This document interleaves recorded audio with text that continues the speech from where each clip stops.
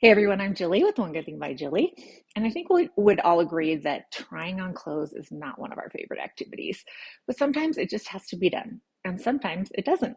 Today I'm going to tell you a trick to finding the perfect fitting pair of jeans without even having to look for a fitting room.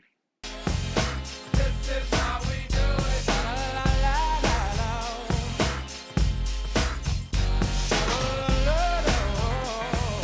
This is how we do it. La la la.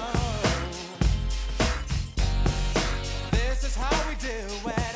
It's Friday night and I feel alright. The party's This is practically no fail.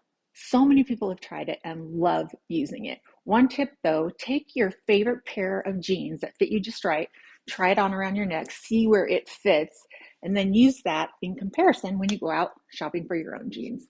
Works like a charm.